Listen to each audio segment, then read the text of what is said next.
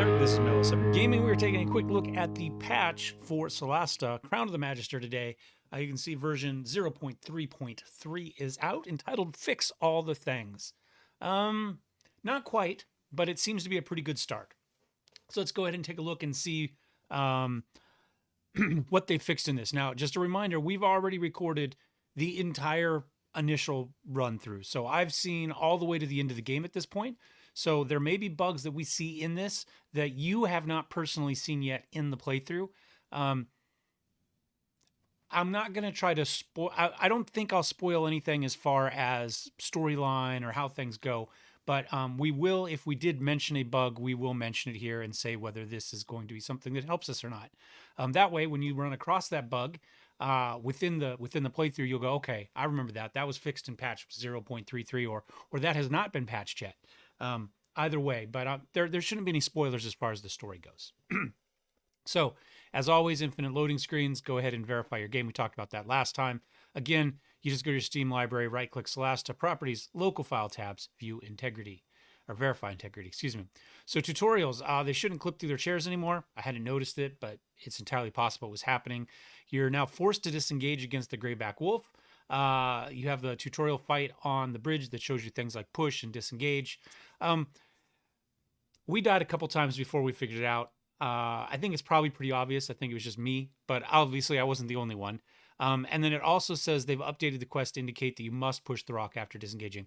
I do think a little more clarity in what they're expecting there is nice, because at that point we had killed all of the wolves without any problems. There wasn't really any reason to disengage and hop up there. There was nothing within the game to show us that that wolf was more dangerous than any of the others.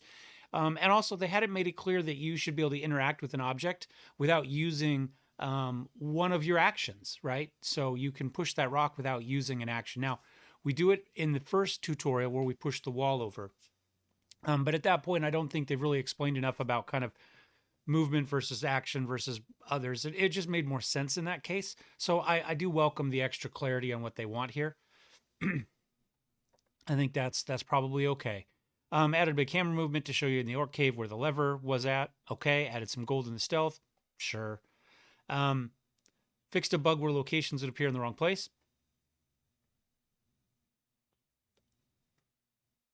I don't think we saw that. I'm not quite sure how that bug worked, but wasn't an issue for us. Where the party would not move on the world map, then suddenly teleport farther away. Again, I never noticed that. Carol M shouldn't be producing light at night on the world map. Never noticed it. Fixed a bug where trying to travel with an unconscious character would crash the game. Yeah, again, we didn't try to travel with an unconscious character, so that never became an issue for us either. But I can see how if you're at the end, you're like, we'll risk traveling to the next campfire and rest up that way rather than waste a potion. I can see why you would do that. Camera behavior should be more consistent on the world map. Okay. Random encounter locations should now have music outside combat as well. I didn't notice that. That's interesting though, where the music only played maybe while fighting, but not in between, whereas normally it plays all the time. Okay. I would like to see that the random encounter locations actually happen at random encounters rather than at the campsite, even if it happens at 1 o'clock in the afternoon when you're not stopped. That would be nice to see a variety of different random encounter locations and anything different, something that's clearly we're on the road versus we're at camp. Just 2 locations would be nice, but good enough. Carol M, monsters should no longer shove you to your death. We will reintroduce this feature when we roll out difficulty settings. Okay. Now, to be fair, we actually did lose a character. Have we seen this yet? I might have just given a spoiler. I don't think I have. I think we've seen this so far. But we had a Revivify scroll. So as long as you have enough Revivify scrolls to handle all the characters that have been pushed to their death, you're fine. If you do not have a way to revive a dead player, though, one character pushed to their death ends your playthrough, ends your game. It's over. It's done. Reload. Now, you can reload and do it again. I am on a second run through the game, and in the underground caves escaping from the fort, there is a series of stepping stones that you fight across. Almost every time, the first monster that actually closes with me does a shove, pushes somebody off, and they die, and your game's over. And there's nothing you can do about it. None of the squares are bigger than 4 squares, so there's nowhere you can put your player that's not near an edge. All my players have reasonable strength. It's an entire party of rangers, actually. And I think the lowest strength in the group is 16. I was just wanted to see what a single class playthrough could be like.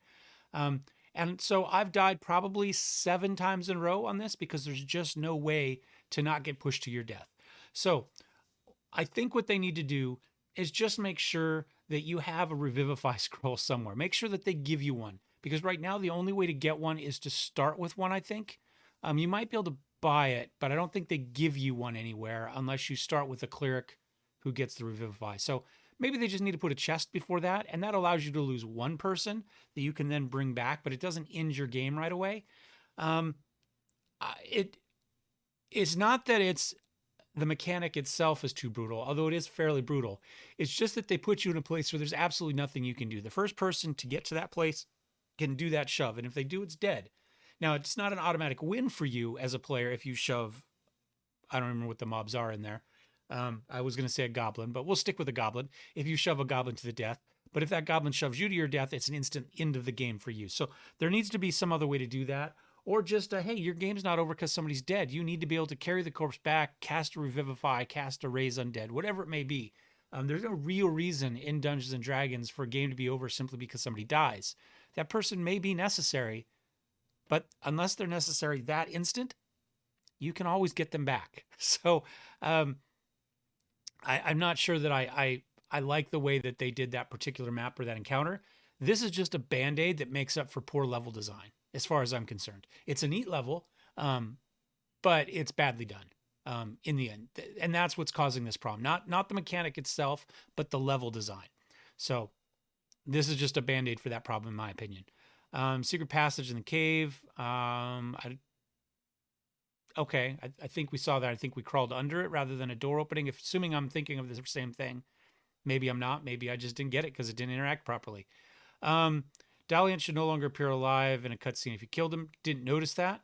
You should no longer be able to walk beside fire tiles. Walk inside fire tiles. Okay. Have I done that?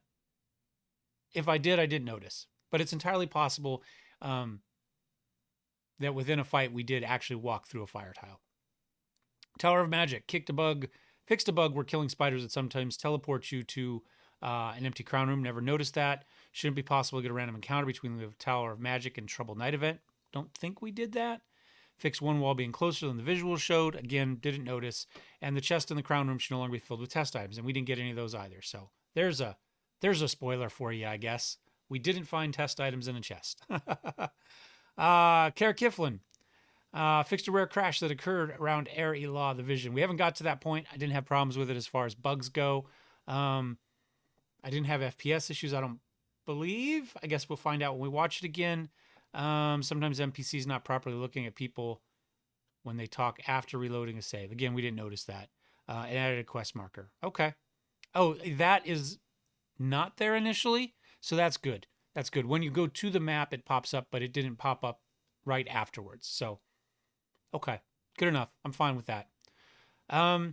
Necromancy. We're well ahead of the game here. We did have a fight where some zombies were locked behind bars. It took me a little while to figure out where they were because they weren't in my vision. So you will see that. That bug has been fixed. So in the future, the gates will open and those zombies will come out. Lazari would drop. Okay, we didn't notice that. Mardrak is essentially your end...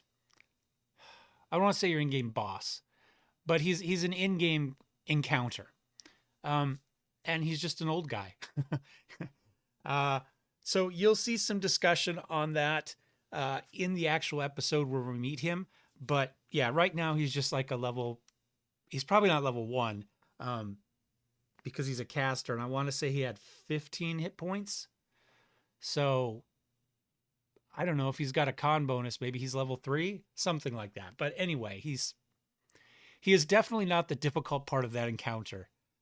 I do have some thoughts on that, but those would fall under the topic of spoilers. So you'll just have to wait for that episode to pop up, and then you'll be able to see that one. It's going to be in a little while, but if you really want to know, you can ask me, offline or, in a comment. Maybe I can do something. We can hide the spoilers that way.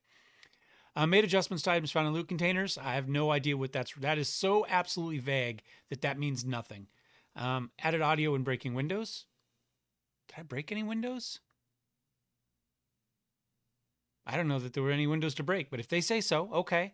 Main quest not updating, rush to the secret passage instead of entering a courtyard. Okay, didn't run into that, but I can see how that be an issue. Mana lamps should no longer go invisible. They're magic lamps. Whatever happens, happens. Added a short fade to black. Don't care about that. They have portraits. Yeah. I don't really care about minor graphical glitches, to be honest, unless they affect gameplay. New pathfinding around moving crates and puzzles. Okay, that potentially is an issue. A collider so you can't walk into a sarcophagus, I guess. I'm assuming it's one that's laid out flat and you walk into it rather than one that's standing and you walk inside it, but I don't really know. Ring of Protection 1 should now work properly. That would be nice. Ours did not. Heavy armor should no longer reduce AC if you have negative dex modifier. Okay, I didn't notice that, but I can see how what happened. No longer reduce AC.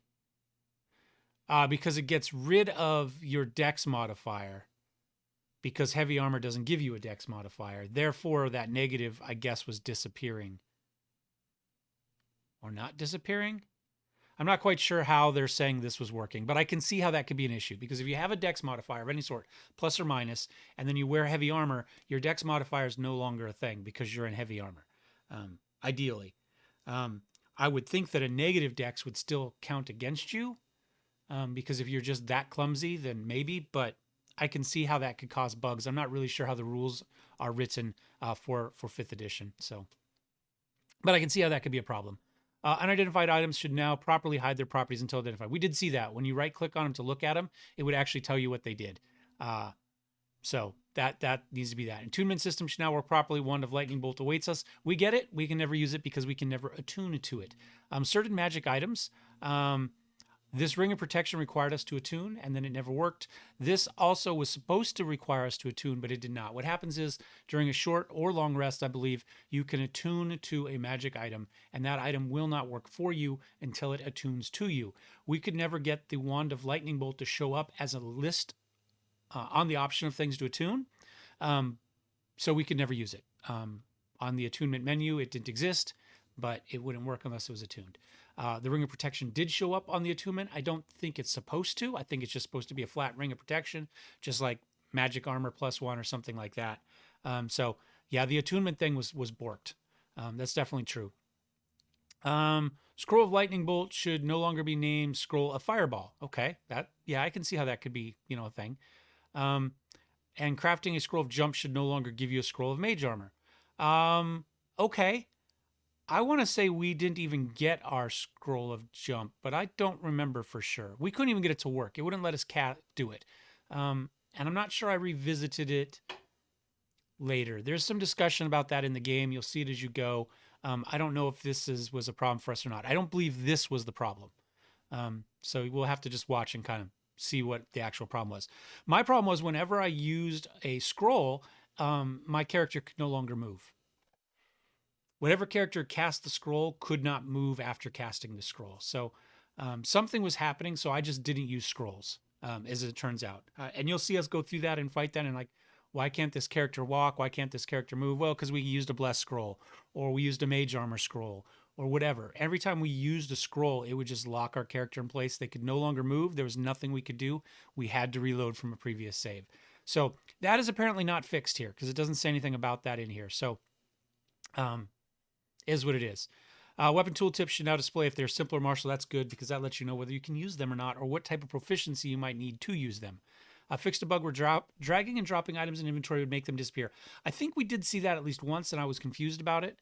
My problem is that when you drag an item to the ground to drop it, it wouldn't go to the ground. It would just go to the bottom of your inventory. And if you had more stuff that would show up on your screen at one where you wouldn't know where it went. It would just be like, but it didn't go. It looked like it disappeared, but usually it was just at the bottom of your list and you could go there. But I had a really hard time. I actually ended up in some cases having to right click on the item and say drop, rather than just dragging it to the inventory spot at the bottom of the panel for stuff on the ground. So there's definitely some dragging and dropping in the inventory that needs fixing. Have added some harvestable ingredients, gather all the flowers. Yeah, you can't really make much. I think we were able to make maybe a grand total of 3 or 4 potions just because there wasn't enough ingredients. So we didn't make it. Adjustment to item cost. Okay. Don't think it matters. We didn't really end up buying much because there's just not enough gameplay to make it to warrant it. Fixed a rare bug where a character going unconscious on top of loot, getting healed, and then attempting to pick up said loot would sometimes crash the game. Didn't notice that. Faction items should no longer show white squares in the tooltips. That would be nice because you don't really know if it gives you a faction and there's just a problem loading the graphic or not. And our guess was, we didn't really get to it towards the end, that faction items, it would say show 2 banners and then 2 blank white. Was it going to give you faction with 2 other factions and it just had trouble loading the banner for those factions? Or was it only supposed to give you faction for 2 and it was just a mistake that it loaded up 2 blank spots? It appears to be the second is the case. But that definitely was a bug we noticed. Updated the Haversack tooltip. I don't know what it says, so I don't remember. Spells. Updated some icons. Okay. Remove the ability to cast Fog Cloud for now. Okay. Apparently it's a frame issue. They need a little bit of optimization, I guess, on that effect. VFX to tongues. I don't know that matters. I never saw an issue to speak another language in the entire game, so I'm not sure what's going on with that. Rare crash when refreshing spell slots. Rare crash when spells go poof. Game goes boom boom, and that's okay, fine. Didn't see it. Shield spell should end at the start of your next turn. I don't know that I used it more than once, and I didn't notice that as an issue. Rare crash when casting a spell, inflicting a rare crash when casting a spell, inflicting a condition using a scroll. Okay. We didn't try to inflict anything with a scroll because, again, scrolls crashed us completely, so it didn't matter. Display warning message when trying to scribe a scroll you already know. Yeah, it doesn't do that right now, or it didn't do that. And so we ended up doing it a couple times on one of them. You can scribe Green Mage if you're a Green Mage. When attempting to move spells such as Flaming Sphere, Dancing Light, Spiritual Weapon, you should no longer lose your bonus action if you immediately cancel instead of moving after selecting it. I don't think we had problems with that, to be honest. Towards the end, I do a lot of Dancing Light. I do a lot of Spiritual Weapon. I had no issues with it. So no longer be able to cast Flaming Sphere directly on top of a character. Added VFX, yeah. Levitate an enemy should no longer give them advantage on their saving throw. Okay. Spiders should no longer turn invisible if you levitate them. Okay. Fixed protection from poison for doing weird stuff. All right, characters. Snow Dwarves should get their +2 Constitution saving throw instead of advantage. Okay. Idle Pose, don't care. NPC would sometimes replace your character if the two shared the same name. Oh, interesting. Well, I guess their databases worked off of the name rather than off of a unique identifier for that character. I bet that's fixed now. Fixed a bug where saving throw modifiers were applied twice, causing issues attempting to level up in Oblivion. We haven't run an Oblivion cleric, so almost did. Thought about it. Not waking up from sleeping conditions. We did actually have a character not wake up in an ambush at night, but it wasn't an issue of them waking up and not visually waking up. They just didn't wake up. Characters in stealth knocked unconscious will no longer be considered in stealth. Okay. Adjusted some starting equipment. We haven't even looked at the pre-made characters, so no idea. Characters would wave their torch back and forth even when unconscious. Okay. Sorak ranged attack. Aristocrats. Disarming a trap while holding a rapier should no longer show. Well, I didn't notice that, and all of our trappers, our rogue has a rapier, so all of our trap disarming had it. We did notice it. Missing audio. Saluting by placing the arm inside of their chest. Okay.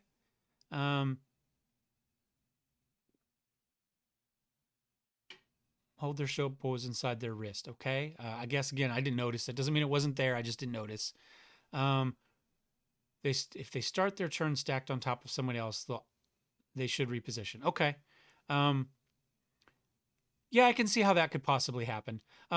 Sometimes when you're moving, it'll put things over. So maybe if combat starts and everybody's stacked up on top of each other as they were running, maybe up a ladder or something, or potentially because you were a halfling and you could move through a square with somebody else on it. I can see how there could be some issues. I didn't notice blurry portraits. I didn't notice that orcs' faces were messed up. I think all orcs' faces are messed up. That's part of what makes them an orc. Added an option to enable non-seeded RNG. Oh, so if you saved and came back in, you were at the same spot in the roll. So if you did the same thing in the same order, you'd get the same numbers, right? Because computer RNG is not really random, right? If you start with the same seed, you're going to get the same numbers in the same order. So you need to throw that in. So that makes sense. Dice rolls should appear when making ability checks during cutscenes. Now, we did actually see a few instances where our dice rolls were not showing up. I don't remember if it was because of a cutscene or how it was, but I did comment at some point in the videos that we were not seeing dice rolls for certain checks. So that's probably what it was. Fix some lighting issues, missing text, camera not switching, a crash when a creature with the highest initiative died at the start of your turn effect. Okay. Rare crashes and bugs.